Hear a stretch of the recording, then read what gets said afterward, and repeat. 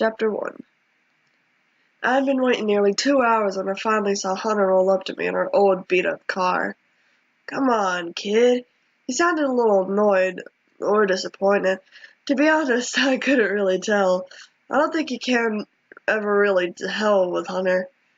"You could have walked home." I started on my way around the car and called back to him. Yeah, and if I had walked home, you would have liked to skin me." "Oh, well, nothing's gonna happen, kid. I mean, come on, it's broad daylight. The least you could do is walk down to Miles and wait till Clay gets off work." "Leave it up to Hunter to remind you how stupid you are, whether he means it or not." "I mean, Hunter ain't that bad. Yeah, he's a little rough, but he's the oldest and really the closest thing to a parent we got. If you could even call him that. To be honest, he's just as bad as the rest of us. He's been living without his parents since he was only 7, and he grew up real quick. Man, does he look it, too. He has dark hair. I think it's black, but Art swears on his grandma's grave it's brown. That tries to fall over his face, but it always either gets slicked back or just flat out moved. It isn't long, though. I'm really the only one that has long hair since I'm a girl and all. Besides that, he has these broad shoulders. Not only was he born like that, but he's the strongest out of all of us. And his face looks awful mean, even if he doesn't always mean it to. I was circling my fingers around each other. It's a weird thing I do. When Hunter looked over at me with a look of curiosity and concern.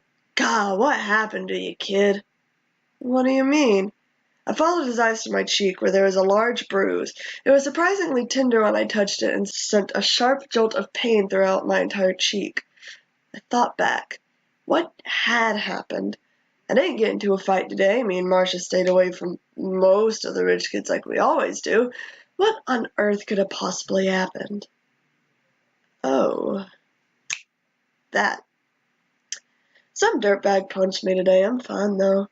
"Oh, who was it?" Hunter's voice was stern, and I could tell he was angry. Either that or annoyed. "I don't know. Just a random rich kid I told off, that's all." "Lee, I told you need to stay out of trouble unless you want to be thrown in that orphanage down the road. They've been on my tail since we took you, and you really want to be in there again?" "Well, it ain't my fault." I could feel anger pushing on my voice, and I tried my best to keep it down. "He was talking about you. Besides, he's the one who punched me, and if I'm anything like the rest of you, I'm going to defend myself whether you like it or not." "Just try to control your temper at school, I beg of you." We had pulled into the driveway by now, and I could just hear what was going on before I even saw it. And apparently, I have a great sense of hearing because when I walked in and slammed the door behind me, I was exactly right. Apparently, I have a great sense of hearing because when I walked in and slammed the door behind me, I was exactly right. Art and Finn were wrestling on the living room floor. Clay was listening to the radio on full blast in the kitchen, and Tim was just being Tim. What I mean by that was he was reading on the couch with his old leather jacket from high school on. However, when I dropped my stuff beside me at the door, Tim sprang up in surprise. "What happened, Lee?" I didn't even get a chance to answer before I could even open my mouth. Art had me in a really tight choke-log and was messing up my hair with his fist. "Yeah, that's a pretty rough bruise you got there, huh, Lee?" "How'd you get it?" Finn rubbed his hair and kicked the coffee table back up with his right foot. "Try laying off and I'll tell you." I shoved Art off and sat down on the couch beside Tim, who was still looking at me with a look of worry in his eyes. "Listen, a guy was talking dirt on Hunter and I told him off. Did he hit you?" Tim sat up some more and set his book down on the coffee table. "Yeah, I hit him back, though, don't worry." Tim screwed up his face in annoyance. "You should know better than to hit a girl." "Oh, shut up about that already, Tim. I get it. I'm a girl. I don't want your pity for it." "Hey, I ain't giving you pity, Lee. I'm just saying that he shouldn't go on hitting you. You're a girl, and you're always going to be a girl. You being raised around us don't change that." By now, Clay turned on the radio and walked to the doorway of the living room, and he looked like he was about to bash our heads together, which he probably was. I never said that it did. I was cut off by the loud slam of the front door, followed by Hunter's loud, stern voice. "Shut up, both of you," he snapped, his face red with annoyance. "Well, she should be more careful when she's at school. She knows just as well as you or me that everyone there eats our guts." "Yeah, I get that, Tim."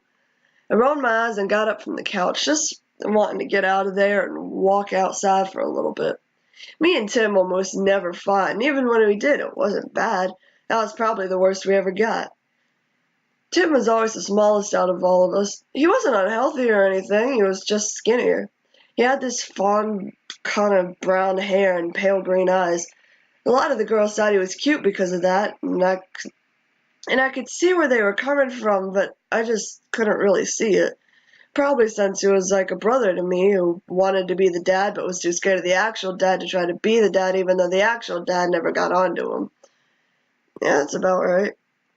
Art and Finn, on the other hand, were the complete opposite. Art has dark red hair and ambush-looking eyes. He has to be the boldest out of all of us, and the loudest, too, even when Finn's there to try and mostly fail to calm him down. Finn's not too much different than Art if you think about it. The only difference is that he has dark green eyes and is a little bit quieter. It's actually the only thing that keeps them from being identical twins.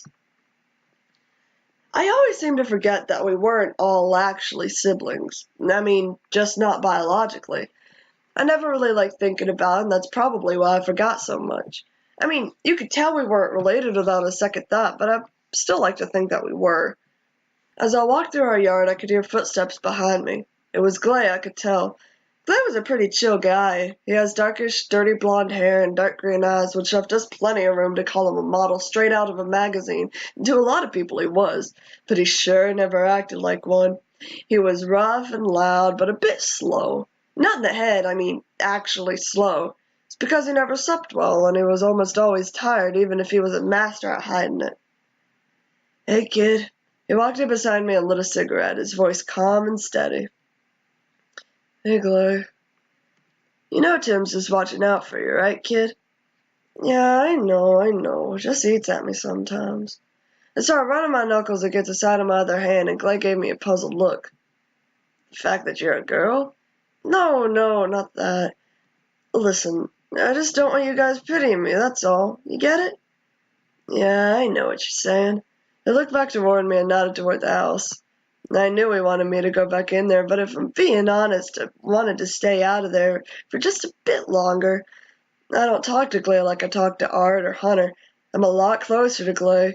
Maybe because he's the reason I'm still alive, the reason I have a place to stay and people to talk to and all that.